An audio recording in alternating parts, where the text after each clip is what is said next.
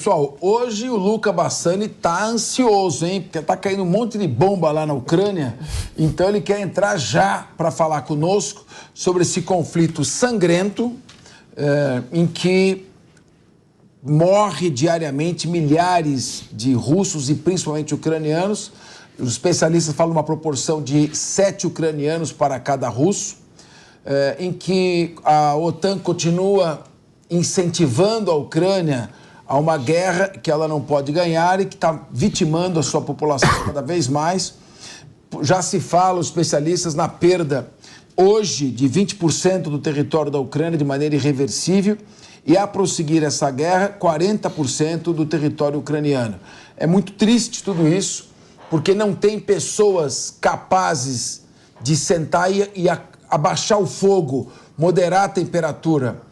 Eu vi no programa do Piers Morgan também, o Piers se referindo à fala do presidente Lula com relação ao genocídio em Gaza, e o ex-primeiro-ministro Naftali Bennett chamando o presidente de idiota. Não é assim que se refere a um chefe de Estado, ainda que você discorde de suas posições. Enfim, esse é o mundo de hoje. Todo mundo com os hormônios à flor da pele e, a meu ver, uma imaturidade muito grande tomando conta da racionalidade. Vamos falar agora sobre, então, esses conflitos espalhados pelo mundo. A embaixada da Rússia em Estocolmo, Suécia acabou de entrar para a OTAN, disse que o Kremlin deve tomar contramedidas frente à adesão da Suécia na OTAN. Vamos acionar o nosso correspondente Luca Bassani, direto de Roma, na Itália, cidade eterna. Ele tem mais detalhes. Boa noite, Luca. Como seria essa contramedida russa? Claro que nós estamos falando de medidas preventivas, né?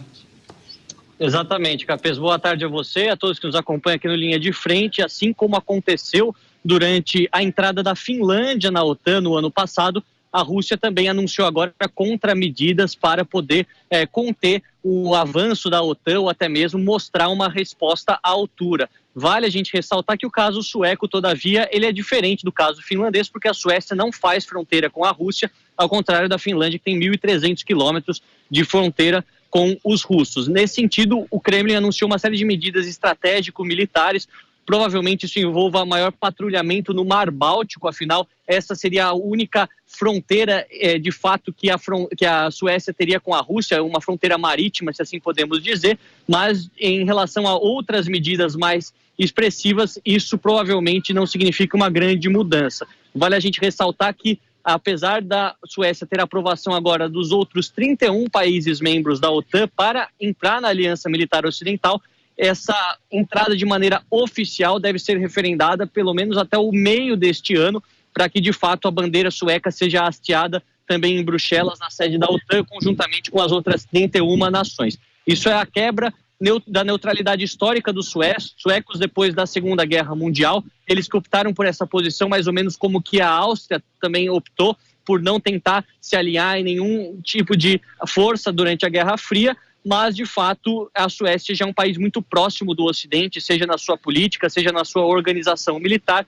e muitos acreditam que a sua adaptação frente à OTAN seja muito rápida, principalmente por ser um país que produz caças, produz outros armamentos que podem ser de grande valia para os outros países membros da OTAN, que já fazem compras praticamente de maneira frequente da indústria bélica sueca. Os russos, nós sabemos, tiveram esse revés. A Ucrânia, geoestrategicamente falando, é muito mais importante para a Rússia do que a Finlândia e a Suécia, mas é uma ampliação da OTAN mais uma vez desde 1991.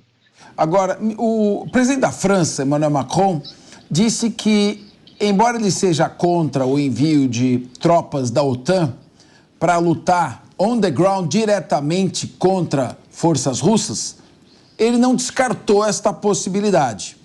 Por outro lado, a Suécia, que recém-ingressou na OTAN, já se alinhou à Polônia, República Tcheca e Hungria, dizendo que não vê isso como uma medida conveniente nem recomendável. Será que a Suécia vai ter uma posição, assim como a Finlândia, de maior moderação? Olha, Capês, apesar do presidente Macron dizer que não desconsidera essa possibilidade, os americanos desconsideraram essa possibilidade para os franceses. Ontem tivemos, de maneira bastante clara, a Casa Branca emitindo uma nota dizendo que não tem como objetivo o envio de qualquer tipo de tropa, qualquer tipo de soldado americano ou de qualquer outro país da OTAN para a linha de frente na Ucrânia, para que possam combater com as bandeiras desses países oficialmente contra os russos. Vale a gente mencionar que há uma legião estrangeira de soldados de vários países, inclusive do Brasil, dos Estados Unidos, mas aí soldados voluntários que seguiram para a Ucrânia e têm combatido, muitos deles têm morrido, inclusive, durante esses 2 anos de conflito. A gente sabe que essa é uma dificuldade que os ucranianos têm em conseguir alistar novos homens. É uma guerra que tem vitimado muitos ucranianos, muitos deles jovens. Eu pude andar por vários cemitérios na Ucrânia durante a semana passada, vi as datas de nascimento, 98, 99, ano 2000, ou seja, soldados aí com 23, 24 anos de idade que perderam as suas vidas, e isso vai deixar uma grande lacuna na pirâmide etária da Ucrânia e ter impactos econômicos devastadores durante as décadas seguintes. Então, eu acredito que não há o interesse da OTAN em fazer isso, por mais que o presidente Macron tente se colocar em uma posição diferente dos americanos. Ele depende essencialmente da autorização dos americanos para qualquer tipo de ação militar, porque é os Estados Unidos que manda na OTAN e todos nós sabemos disso.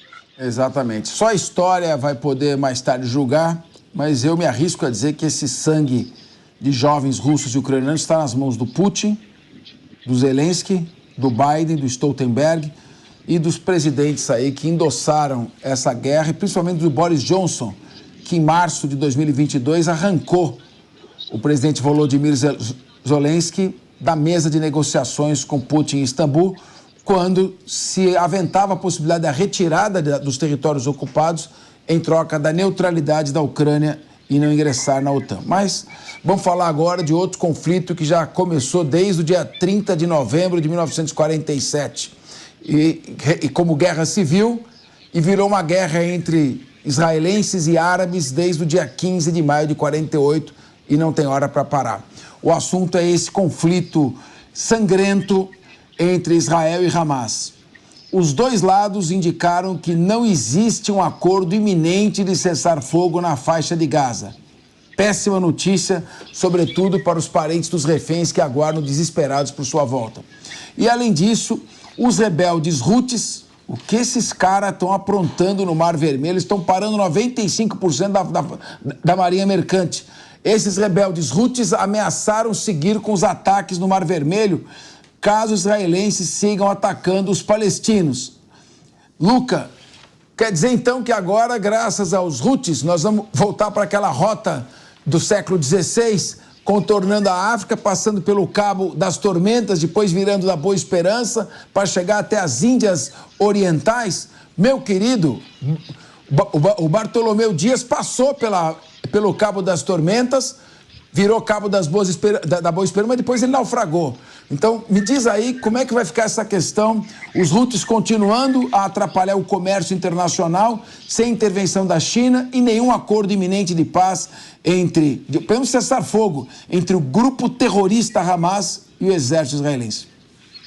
Exato, Capês. A rota feita inicialmente por Bartolomeu Dias e de forma mais frequente depois por Vasco da Gama, ela tem que ser retomada por grande parte da Marinha Mercante por conta dos Houthis, que ontem, inclusive, chegaram muito próximos a atingir uma embarcação de posse grega, mas com a bandeira das Ilhas Marshall. Efetivamente, um cargueiro levando produtos do Extremo Oriente para a Europa através do canal de Suez, provavelmente pelo Mar Vermelho, o canal de Suez, mas os Houthis, que controlam as partes mais populosas do Iêmen durante os últimos anos, têm realizado ataques frequentes a embarcações, tanto civis quanto embarcações militares, e uma coalizão de forças para tentar deter esses rebeldes foi fundada pelos Estados Unidos, Jordânia, Reino Unido, entre outros países também do mundo árabe, que veem os Houthis como uma grande ameaça. Afinal, é um grupo extremamente radical, com uma ideologia extremamente nefasta para acabar com todos os judeus, acabar com todos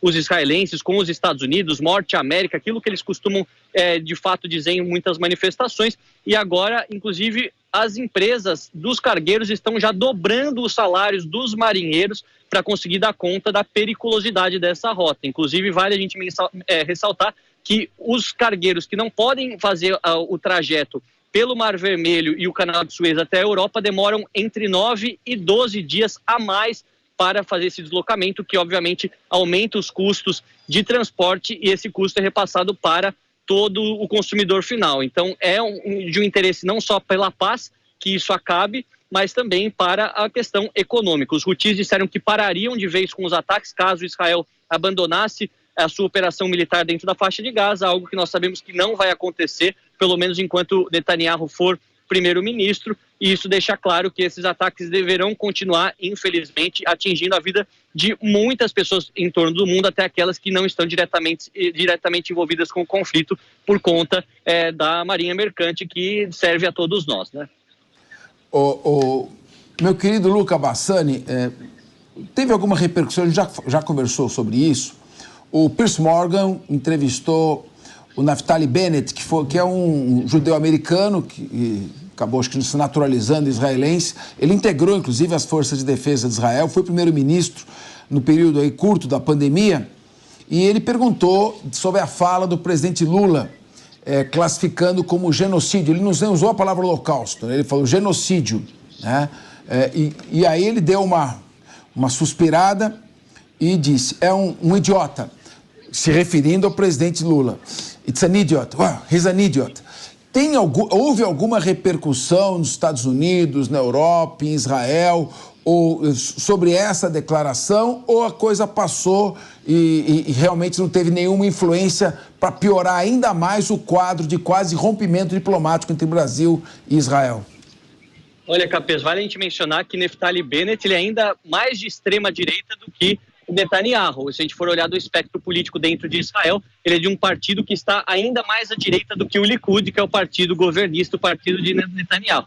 Mas a gente sabe que as falas do presidente Lula foram muito comentadas em todo o exterior, de maneira extremamente negativa, abrindo uma crise diplomática entre os dois países sem precedentes, uma crise diplomática que coloca exatamente em xeque a posição do Brasil de tentar ser o mediador do conflito, porque de fato ele escolheu uma posição e Israel não vai aceitar exatamente essa posição equilibrada do que o Brasil dizia ter para tentar estar na mesa entre Hamas, entre os palestinos e os israelenses para costurar um cessar-fogo. Ao contrário do conflito entre Rússia e Ucrânia, o qual o Brasil sempre adotou uma postura de neutralidade, falando contra os ucranianos mais radicais, falando contra o presidente Putin, mas de uma maneira geral sem aumentar o tom. Neste conflito no Oriente Médio, o presidente Lula obviamente que escolheu um lado e isso faz com que o Brasil não tenha mais capacidade diplomática de mediar o conflito. Isso, de certa forma, já não tem, porque não é um país relevante do ponto de vista da diplomacia internacional, principalmente no Oriente Médio. É um país que não tem armas nucleares, não tem um exército muito expressivo, não é economicamente uma nação muito industrializada e, portanto, não tem poder de dissuasão perante as nações do Oriente Médio, a exemplo dos Estados Unidos, da Europa Ocidental, do Japão, da China, da Rússia, entre tantos outros. Então, a gente espera que essa crise se resolva. Afinal, a história de amizade entre Brasil e Israel é muito antiga, desde a fundação do Estado de Israel, com a abertura da sessão na ONU por Oswaldo Aranha, e isso, obviamente, demonstra toda essa relação fraterna, inclusive com tantos judeus brasileiros que vivem no território brasileiro há tantas e tantas décadas. Infelizmente, o mundo está rasgando todos os manuais básicos de instrução diplomática, e aí, quando a diplomacia ela é desnecessária, quando os diplomatas não importam, acontece que, por exemplo, o simples assassinato do arquiduque Francisco Ferdinando em Sarajevo levou à Primeira Guerra Mundial, que levou à Segunda Guerra Mundial, morreram quase 100 milhões de pessoas. Lucas, você está aí, eu estou vendo a Basílica de São Pedro, está aí no Vaticano, não é isso? Estou no final da tarde, depois de ter vindo aqui fazer uma oração pelo mundo também, né? A gente precisa de muita luz nesse momento tão de trevas que o mundo vive, infelizmente, por conta das guerras, e é sempre bonita a Praça de São Pedro, aqui com a Basílica atrás, sempre também de olho nas notícias do Vaticano. Infelizmente, a saúde do Papa Francisco não está no melhor estado, novamente com gripe e se afastando de suas aparições oficiais. Reze por nós então, meu querido Luca. Muito obrigado, uma boa noite para você.